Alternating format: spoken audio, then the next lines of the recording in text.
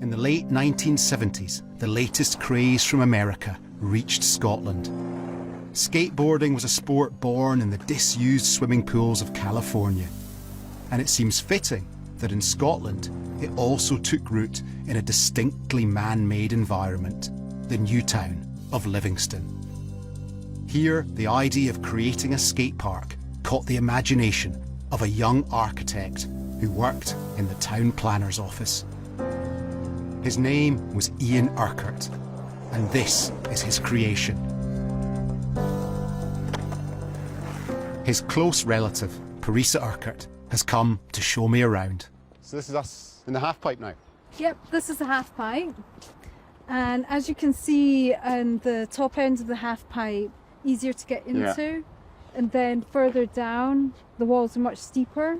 And you can either ride up the side of it or then drop down into it if you want. See, you can see how smooth the transition is up here. You really get that sense of the swimming pool, don't you? I can imagine this full of water. it'd be great. Yeah. Ian was an award-winning architect. He was quite an enigmatic, quite eccentric person who was really, really into art, design. He was never a skater himself. What happened was when he went to Edinburgh College of Art, he met Dee, who became Dee Urquhart when they married, and she was really into skating. And because he loved photographing and filming the act of skating, he was as drawn to skate parks as much as Dee was. And that's how they then became pivotal in the Scottish skate scene. How did the skaters respond to him? You know, he has a duffel jacket on and things like this and just looked different from skaters. But all the skaters knew that he had this wealth of knowledge about the skate scene. Ian went to great lengths to design his skate park.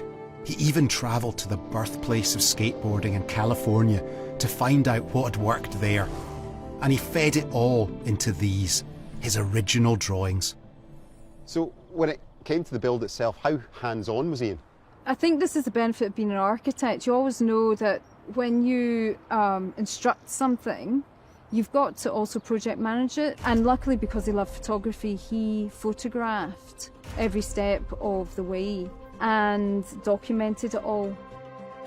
And Ian's photographs show a remarkable transformation of this space, from a field in a new town to a landscape of dreams. When Livingston Skatepark opened, it was clear that Ian had created something special. The highlights were a competition-level half-pipe and an 11-foot bowl. Nothing like it had ever been seen in Europe before. And what did Ian think once he completed it? You know, was this his kind of masterwork finally finished? By building this and all the other aspects, he totally transformed Livingston. People from all around Europe were travelling here to skate, and they stayed here for weeks on end developing their skills.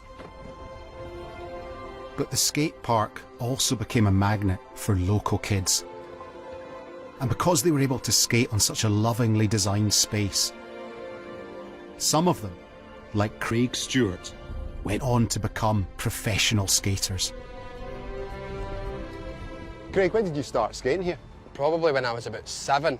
I think I found this place when I was a kid on my rollerblades, and it was one of the skateboarder parties, so it was like probably about 300 skateboarders here, and me on my wee plastic purple skates. They must have thought I was a total wee idiot, you know what I mean, getting in their way and that. Did you pick it up quickly, do you think?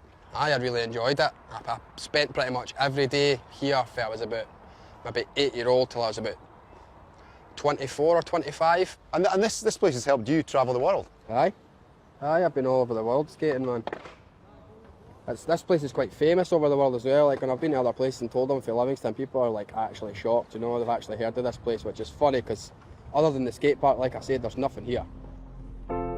Ian died suddenly, not long after the skate park opened, and never got to see what it would become, or the lives it would touch. But what he left behind, this landscape, has gone on to become the spiritual home of skating in Scotland.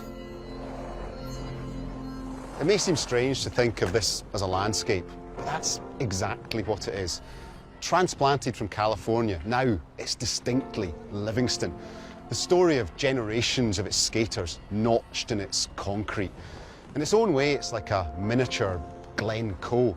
It calls to people from all over the world with the promise among its lines and curves and bows of space and freedom.